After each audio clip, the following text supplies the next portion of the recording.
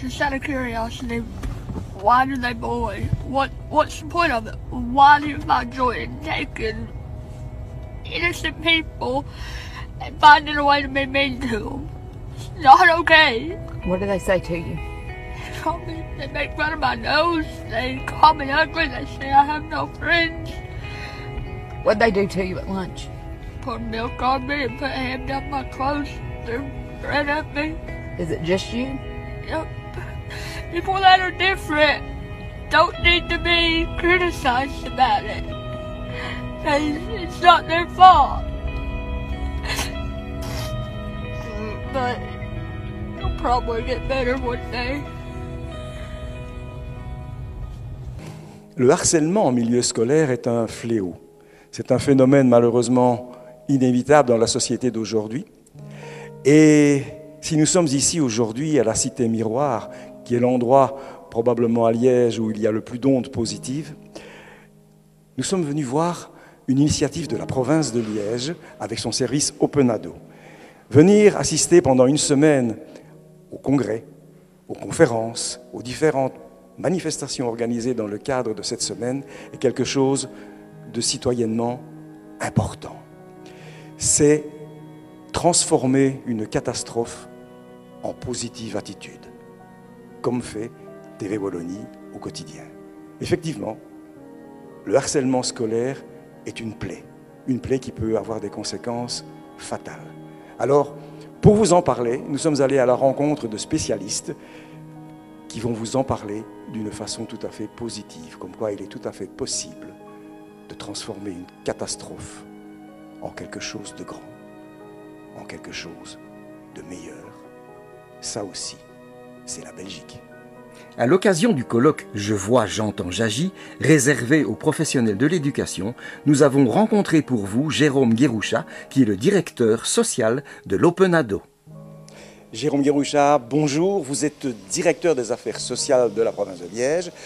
Vous êtes aussi à la base de cette journée avec votre service Open Ado. Est-ce que vous pouvez nous en dire un petit peu plus sur ce service qui finalement est extraordinaire quand on le connaît un petit peu ?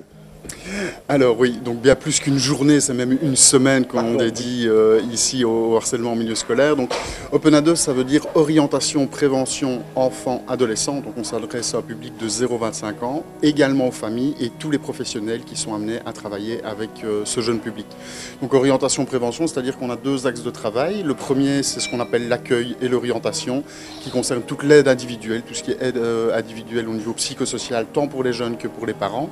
Et ensuite, la prévention, là, c'est plus une intervention principalement en milieu scolaire, où on intervient sur le communautaire, sur les groupes de classe, sur la mise en place de projets de prévention. Est-ce que ça veut dire que ce sont soit les établissements scolaires ou bien les parents peuvent-ils faire appel à votre service ? Alors les deux. Généralement, les établissements scolaires font appel à nos équipes prévention pour pouvoir intervenir directement dans les écoles. Les parents, généralement, c'est plus sur une aide et un soutien individuel qui peuvent également s'adresser à nous. Donc on est tous situés au même endroit, 26 rue Beckmann à Liège, au niveau de la maison mère. Et pour l'aide individuelle, on dispose de 12 antennes complémentaires un peu réparties partout en province de Liège, Serein, Saint-Nicolas, Welkenrad, Herve, Annu, etc., etc.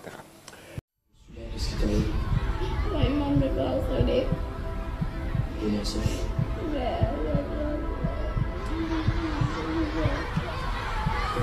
Qu'est-ce que ça...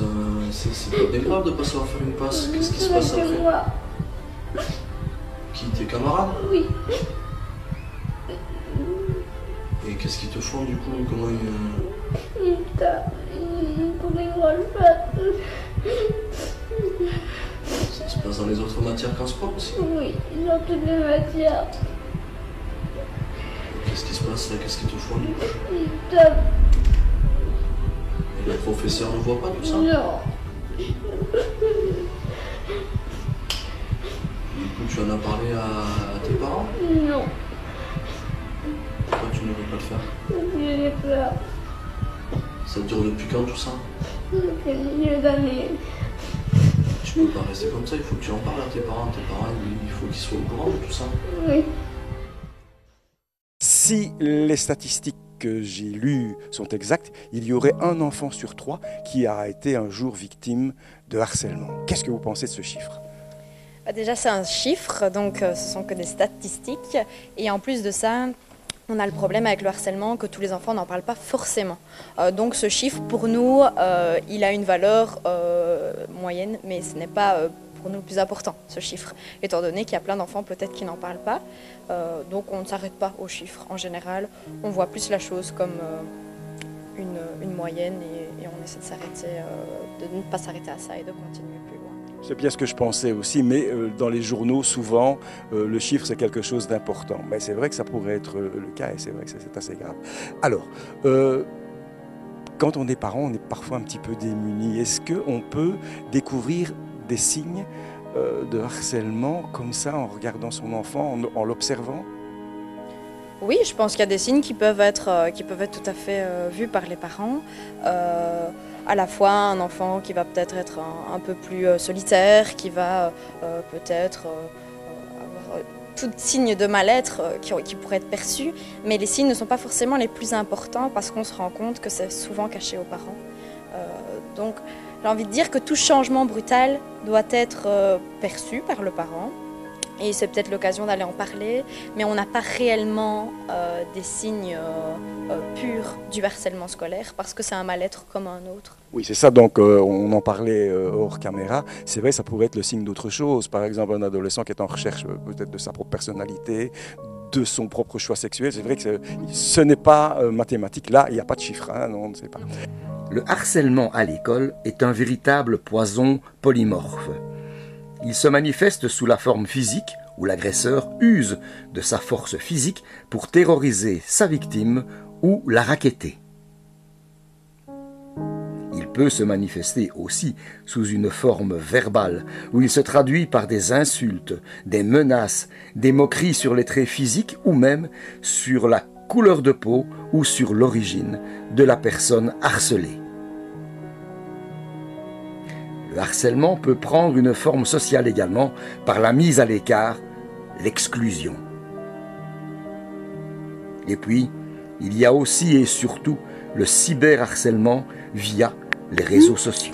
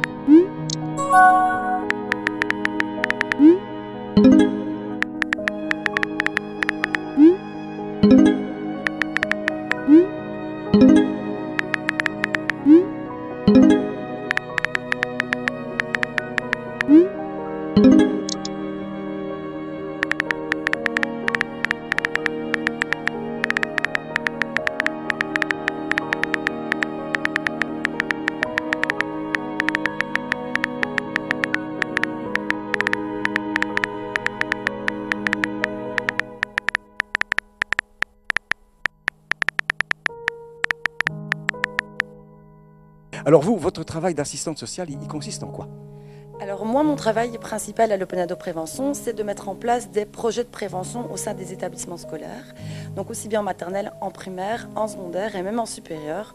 Donc notre objectif, c'est vraiment de travailler la promotion du bien-être dans les écoles. Donc c'est partir de la prévention générale, justement pour peut-être éviter d'avoir des cas de harcèlement, même si le harcèlement arrivera certainement quand même, mais en tout cas pouvoir outiller les jeunes à pouvoir parler de leurs émotions, travailler l'empathie, travailler l'estime de soi, pour que le jeune en tout cas puisse être armé en cas de difficultés ou problématiques comme le harcèlement ou autre. Comment ça se passe après pour eux? Au niveau du harcèlement chez nous, on a donc des collègues, assistants sociaux et psychologues qui s'occupent vraiment du suivi individuel. Comment ça se passe pour vous? Pour eux, j'ai envie de dire qu'il n'y a pas une réponse. Chaque jeune ou chaque adolescent évolue à sa façon et donc les parcours sont très différents. On en a parfois qui veulent du coup positivement essayer de générer du changement au niveau du harcèlement. Et puis on a d'autres voilà, où la suite n'est pas forcément positive, mais c'est vraiment du cas par cas. C'est ça. Mais vous avez allez, on va parler en termes de réussite. Ça fonctionne et des adolescents retrouvent une vie normale quand même. Tout à fait, ça fonctionne. Mais on ne peut pas faire une généralité sur la prise en charge, mais de manière générale, le résultat est positif. C'est vrai qu'on en parlait tout à l'heure, ça dépend de beaucoup de choses aussi. Est-ce que le jeune était outillé dès le plus jeune âge à parler de ses émotions, à pouvoir s'exprimer, à pouvoir demander de l'aide, etc. ou pas? C'est vrai que dans l'évolution de la situation, ça peut aider aussi. Si le jeune a une bonne estime de lui-même, a une bonne confiance en lui et bien entouré, il aura peut-être plus facile aussi à aller s'exprimer et demander de l'aide.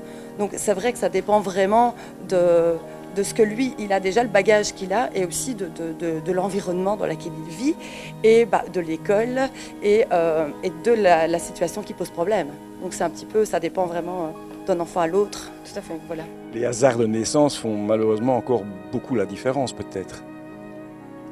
On ne part pas forcément de là, mais c'est vrai qu'on parlait tout à l'heure dans la pyramide de prévention que le contexte social était important. Et c'est vrai que ça, on n'a pas de poids par rapport à ça, mais on essaye quand même de l'avoir dans le coin de notre tête quand on agit dans une école, de savoir quel est le contexte social, quel est le contexte politique dans lequel on va agir. Maintenant, quoi qu'il arrive, de toute façon, notre travail restera le même si on l'a quand même un petit peu en tête. Mais ça, on ne sait pas forcément agir sur le contexte social. Et au niveau du harcèlement, on n'a pas forcément beaucoup plus de cas dans un contexte social, on va dire, plus précaire. Donc on ne peut pas faire de lien de cause à effet à ce niveau-là. On ne peut avoir que du respect pour ces travailleurs sociaux qui, au quotidien, luttent contre ce mal intolérable qu'est le harcèlement en milieu scolaire. Et alors que nous rangions notre matériel, il m'est revenu comme un leitmotiv cette phrase de Bertolt Brecht: « Ceux qui luttent ne sont pas sûrs de gagner, mais ceux qui ne luttent pas ont déjà perdu. »